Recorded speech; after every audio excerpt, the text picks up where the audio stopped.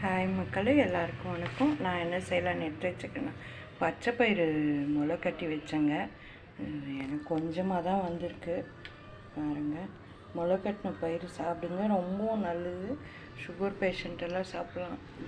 Sugar வராமல் இருக்கிறவங்க கூட நம்ம வாரத்துக்கு ஒரு முறை முளை கட்டின பயிறு சமைச்சு சாப்பிடுங்க, ரொம்பவும் நல்லது. ஓகே, இதுக்கு என்னென்ன மசாலா ஃபஸ்ட்டு இது வேகணுன்றதுக்காக நான் ஃபஸ்ட்டு இஞ்சி பூண்டு மசாலா போட்டு தாளித்து ஒரு 10 நிமிஷம் வேக வச்சுட்டு அதுக்கப்புறம் தேங்காய் தக்காளி ஊற்றலான்னு சொல்லிட்டு எடுத்து வச்சுருக்காங்க. பாருங்கள் என்னென்ன ஆட் பண்ண போகிறோன்ட்டு. ஃபஸ்ட்டு இது எண்ணெய் காஞ்சிடுச்சுங்க. சரி, வெங்காயம் எடுத்து போடலாம். வெங்காயம் நான் பொடியாக நறுக்கி வச்சுருக்கேன்.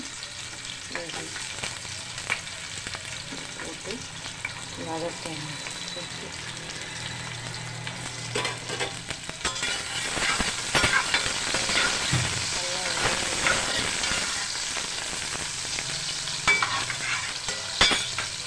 ஒரு கண்ணாடி பழத்துக்கு வரணும். அதுக்கப்புறம் நான் இஞ்சி பூண்டு ஆல்ரெடி இஞ்சி பூண்டு பேஸ்டெல்லாம் அரைச்சி வச்சு எண்ணெயில் செய்யறது. அந்த குழம்புக்கு எவ்வளோ தேவையோ அது அவ்வளோ வச்சுக்கலாம். அது உங்களோட ஆப்ஷன் தான். பாருங்கள், வெங்காயம் நல்லா கொஞ்சம் கண்ணாடி பழத்துக்கு வந்து இஞ்சி பூண்டு பேஸ்ட்டு தேவையான போட்டுக்கணும்.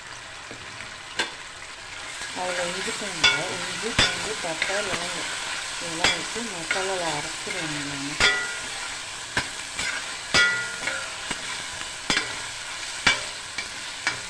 இது கொஞ்சம் அந்த எண்ணெய் ஃபில்டர் ஆகி வரணும், அது வரைக்கும் நீங்கள் அப்படியே கிண்டுங்க.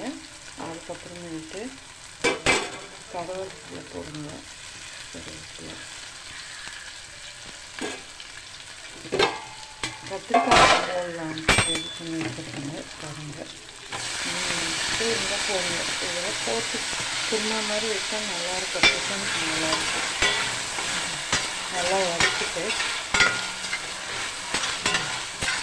தேங்காய் தக்காளி இதுக்கு ஒரு 10 நிமிஷம் வெந்துடும்.